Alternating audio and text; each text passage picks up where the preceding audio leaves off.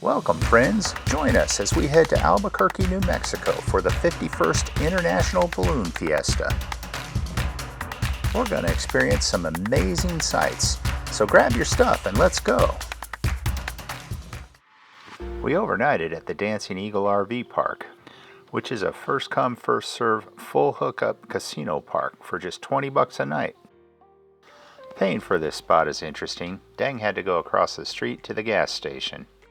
But at just 60 miles east of the casino, it was a convenient place to stop and get prepared for the coming days. Note that the I-40 gets really bumpy as you approach the city. We're going to head just a couple miles north on the 25. All right, see a sign, that's good. Balloon Fiesta Park. We expected a long line of RVs, but it's not looking bad. Tomorrow's going to be a different story. There's a check-in here we're going to present our paperwork to, and then they will have somebody guide us to where they want us to park. Hello. Yep, this and an ID, and I'll need one of you to go up to Bill and register, and then I will get you taken care of.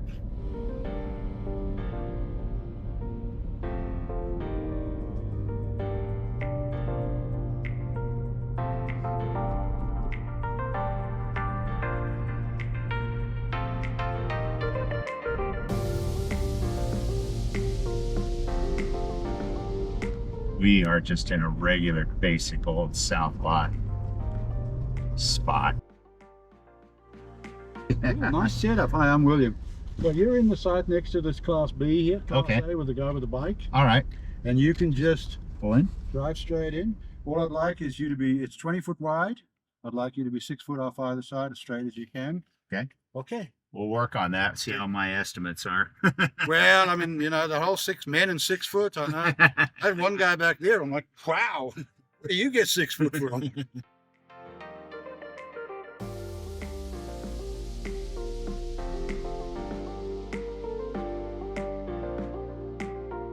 Okay, so the box is in front of you, which is where the balloons coming out of the park over that side of the street.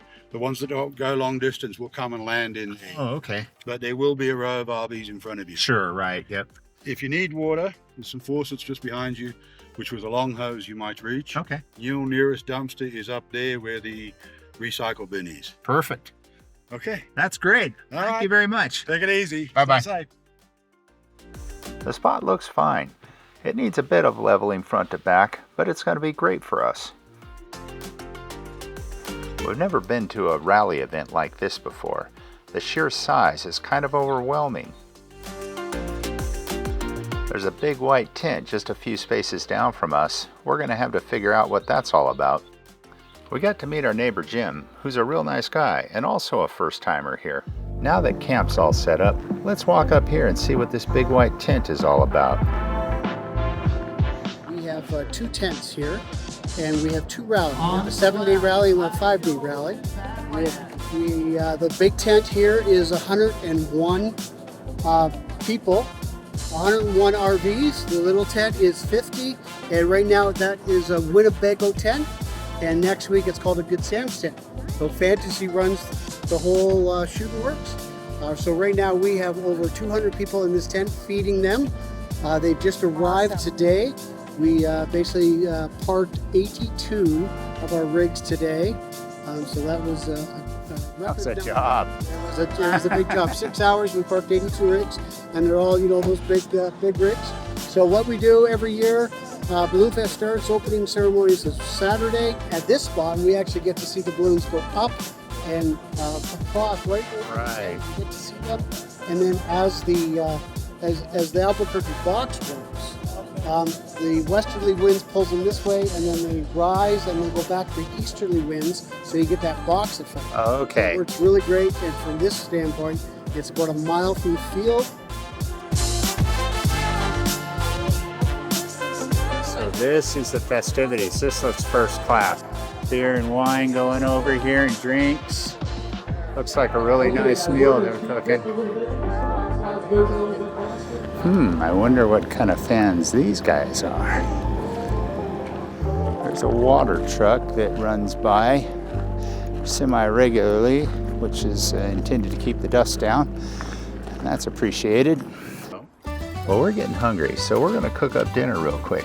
Tonight's meal is gonna be shrimps and scallops sauteed with vegetables and a wine garlic sauce.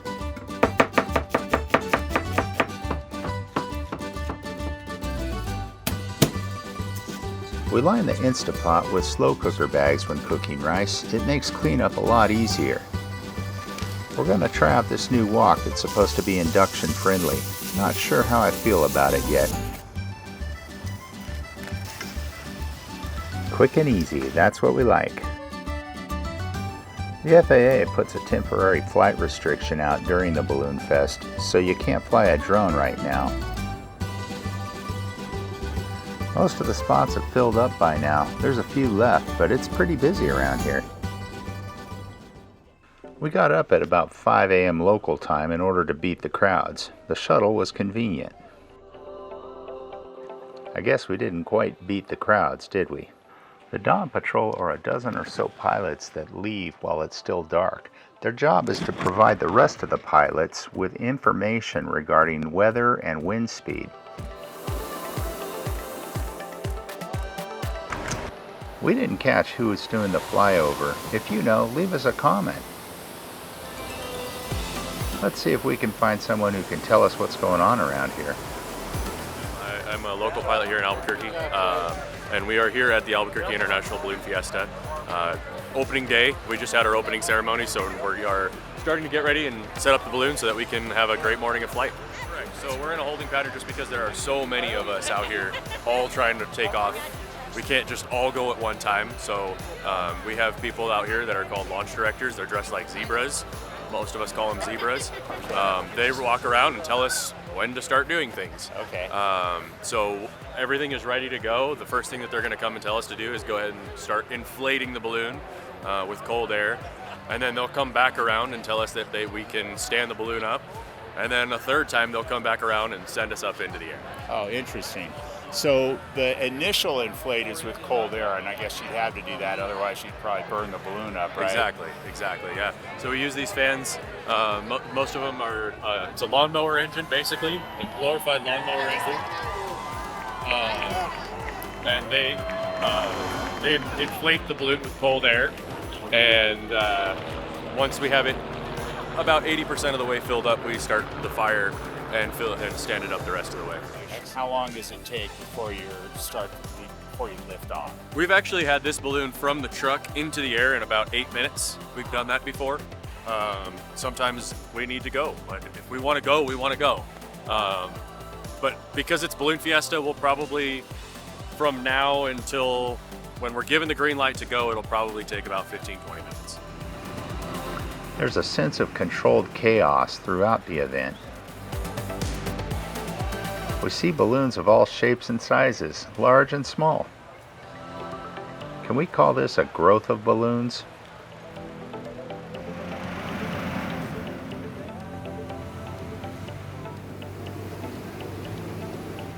I guess this is about the smallest model you can get. The No Frills Sport Balloon. You want to make sure you're well attached, especially if you don't have a basket under you. Hey, we spot our first zebra.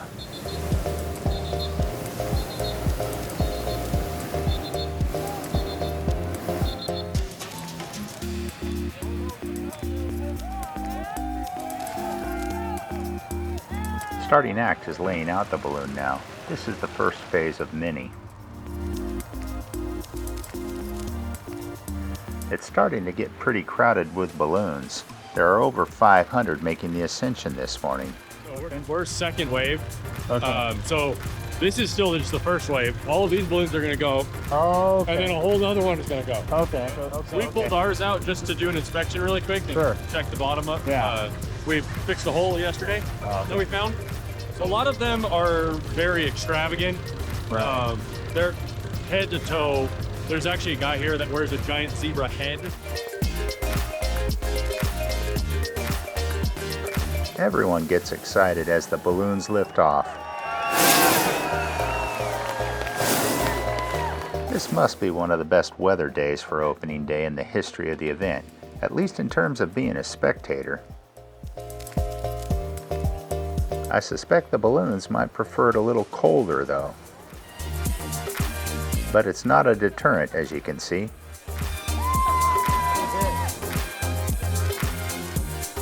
Starting act begins the cold inflation process now, a giant sleeping dragon filling its lungs.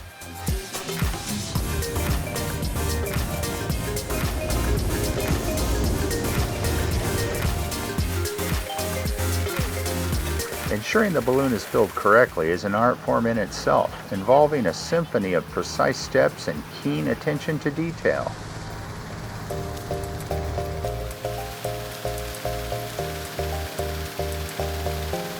So the red line goes up to what we call the parachute. Okay. It opens the top and lets hot air out the top. The green and the black lines go to the side vents, which they're actually on the bottom of the balloon right now. You can't really see them. But they actually rotate the balloon clockwise or counterclockwise on its axis this way. Now that the envelope is approximately 80% full, they can start the next phase, hot inflation. The skirt, or sometimes known as the scoop, is the part closest to the flame, and that is made of a different material than the rest of the balloon. It's heat resistant and can be heavier than the fine ripstop nylon that makes up the rest of the balloon. Once the balloon is vertical, a pre-flight check is done.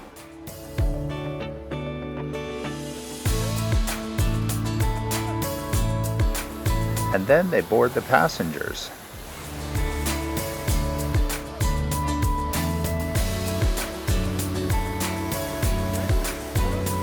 The launch director, or zebra, is carefully controlling the whole process.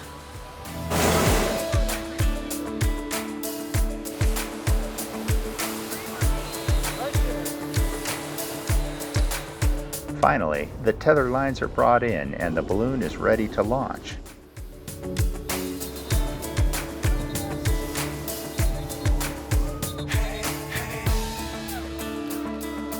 Bon voyage, starting act, and thank you for letting us film your launch.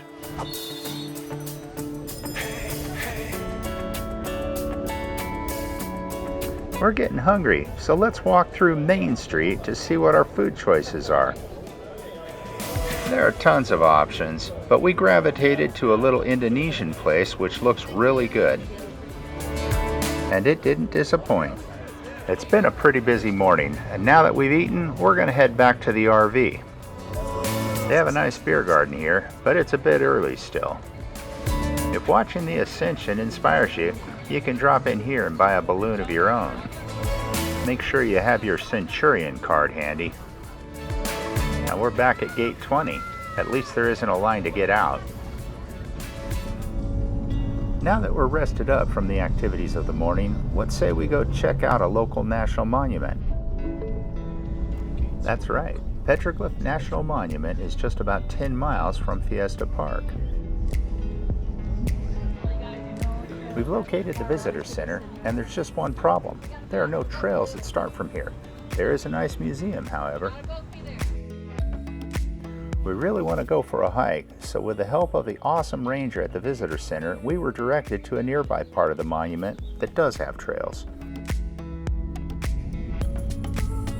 This area is called Boca Negra Canyon. It's just about 2 miles or so from the visitor center. I think there may be a nominal fee to park here at times, but during our trip they didn't collect anything. Alright, here's a map of the area, okay. And both parking lots are straight ahead. Okay. You should be able to find a spot at the first lot. Okay, very good, thank you. Thank you. And we did find a spot at the first lot, but just barely.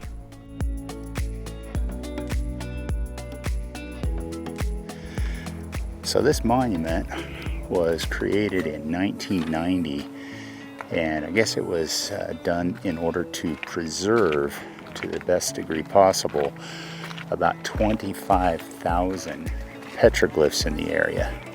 This is a moderately difficult trail. It has 113 feet of gain, but it's not very long, so it's just a lot of uphill.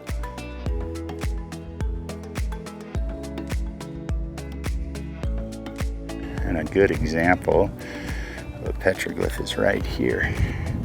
From what I understand, they believe about 90% of these were created between 1300 and 1600 AD.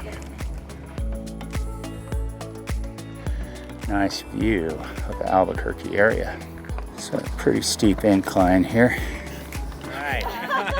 Where? Wyoming. Just having a good time. So we met Chris and Diane. Is that right? What's happening? Yep. We're from Ranchester, Wyoming. Nice, beautiful. We're taking the stairways up to the top of the mountain here.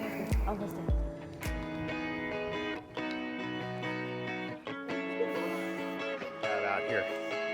There's a surprise waiting for us up here. He's been here most of the morning. He's been content and calm. So they're discussing a rattlesnake, a diamondback rattlesnake there that was seen and has been there all day pretty much. We're both a bit surprised at how close this is to civilization. We tend to think these things will be more remote. 200,000 years ago is when they say this big lava flow formed, and I think it's about 13 miles long, if I heard that correctly, where the natives started to record petroglyphs about up to 3,000 years ago, but most of them were around 1300. The walk down is pretty steep in some areas, and you might want to consider this if you have mobility challenges. The best petroglyphs are down near the base anyhow, so you don't have to go up the hill if you don't want to. Well, that was a nice short trail and fun visit. There are longer trails here, but this was perfect for us given the time we had available. We always feel compelled to try out some of the local cuisine on our trips, and what could be more appropriate than Mexican food? Sadie's of New Mexico, with its long-standing reputation and iconic status, looks perfect. This is a big place, and there are lots of cars here, but I think we see a spot for us.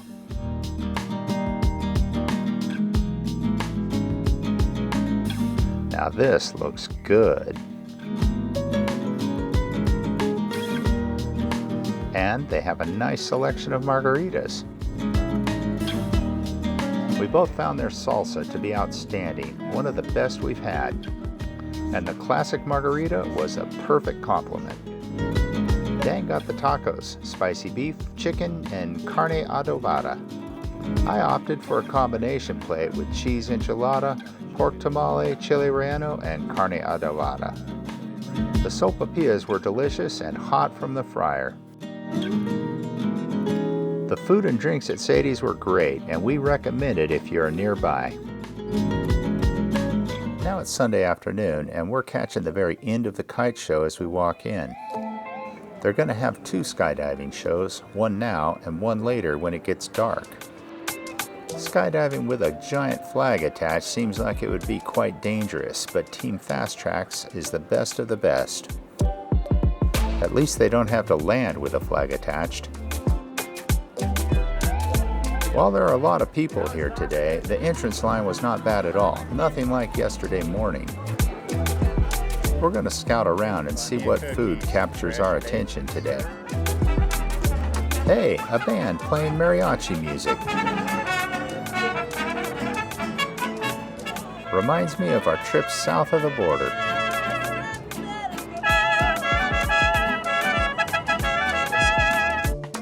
This is the line for the official merchandise. If you want to get a pin, you're going to do that here. Back on the hunt for dinner, the food choices are reminiscent of what you would expect at a county fair. A large county fair, that is. We're looking for something with an indigenous twist.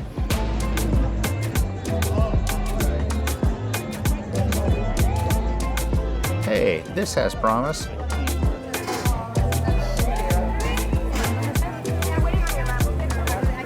This is a Navajo taco, and it looks and smells fantastic. Dang got the lamb version of that.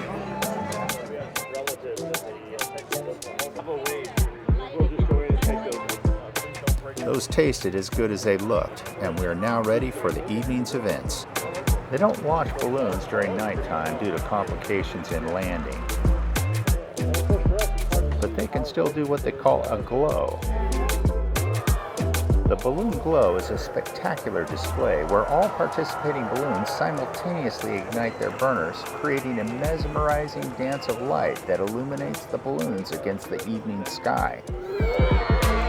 They also do what they call a flicker, where the burners are cycled on and off quickly. We're going to capture that in slow motion. The first balloon glow at the Albuquerque International Balloon Fiesta was held in 1987 as a way to allow spectators to enjoy the beauty of hot air balloons even after sunset.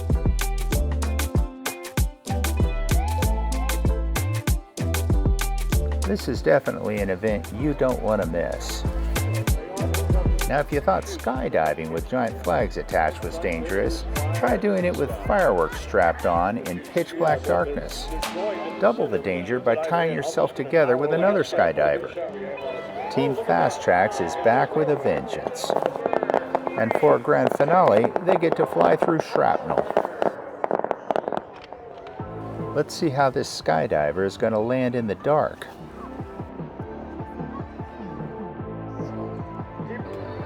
Now it's time for a drone show, courtesy of Sandia Casino. Although Dang is a commercial drone pilot, neither one of us have firsthand seen a drone show before, so this should be interesting. It's the 51st Fiesta. I said 51st Balloon Fiesta. The technology behind this is astounding. All of the flight plans are programmed and over 500 specialized drones are featured. Of course, being New Mexico, they have to work chilies into the program somehow. Drone shows are becoming very popular and will likely replace fireworks at some point. There are already a number of 4th of July shows that are done with drones exclusively. But not here. We're going to get both a drone show and a fireworks show. This is just a small sample of the fireworks. They're launching them from 2 distinct areas on the field.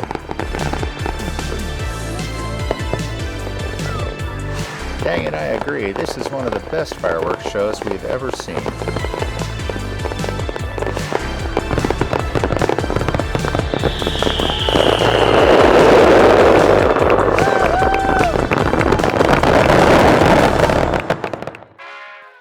Well, it's moving day today, but we're not in a hurry. Technically, our reservations are through tomorrow. We're just going to hang out here at the RV and watch the balloons come over us.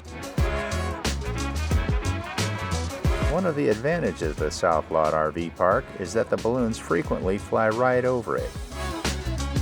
The wind is supposed to pick up this afternoon and get quite strong, so it's not clear there will be much going on tomorrow. Now, we don't like towing in strong wind, so we may as well leave today. Over the weekend, we got to see a lot of balloons launching, but we didn't see many landing. Today, looks like we're going to get that opportunity. The unfortunate thing is that tomorrow is Special Shapes Day, and that would have been great to see. They're supposed to have all of the special shaped balloons out tomorrow in force, but those special shapes require even calmer conditions than standard balloons, and we feel it's unlikely they're going to get to launch.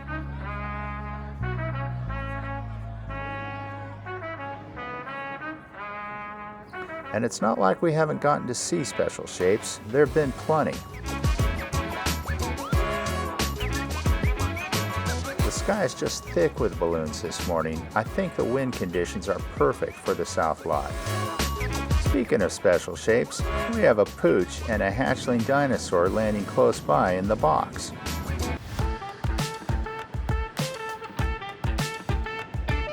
Hey, I'm almost certain this is the same guy we saw taking off on Saturday morning.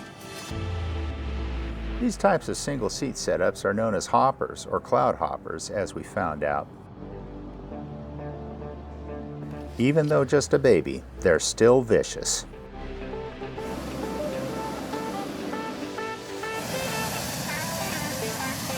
This guy makes it look so easy.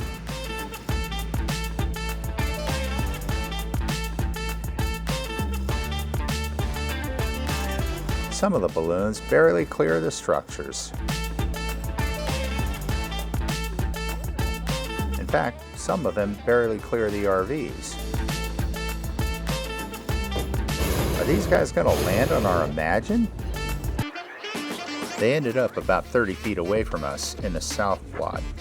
There's no way they're going to be able to put the envelope down here. Now this would be an excellent obstacle to avoid.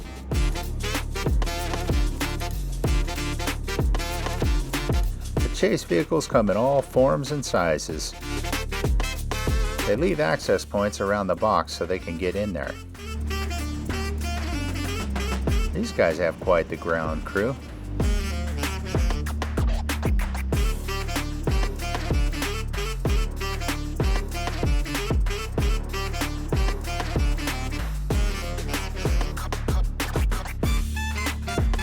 It pays to have a walkable RV roof at this show.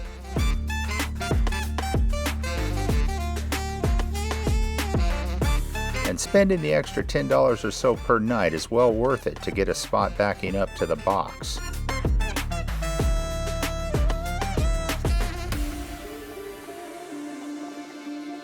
The wind seems to be picking up as the morning wears on.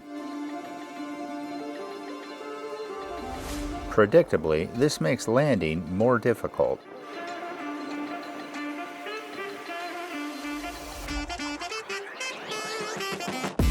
The clouds are beginning to assume formidable shapes, betraying the fierce winds aloft.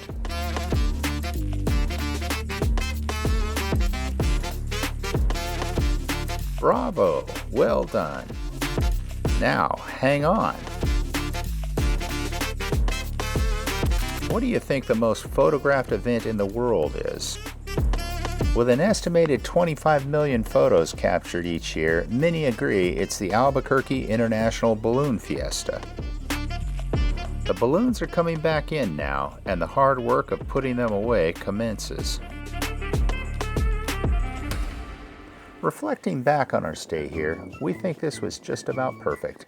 We met some great people and some of our favorite YouTube channels, and we got to see everything we wanted to see, including a bit of the city and the surrounding area. Given the wind situation, we're going to get on the road and head out. Exiting the RV area is straightforward, and we don't see any lines at all. Our plan is to head south towards the Valley of Fires recreation area and camp there for a night before moving on. We hope you have enjoyed this experience. We sure did. It was a different type of camping for us, and for an event like Balloon Fiesta, we feel it was well worthwhile.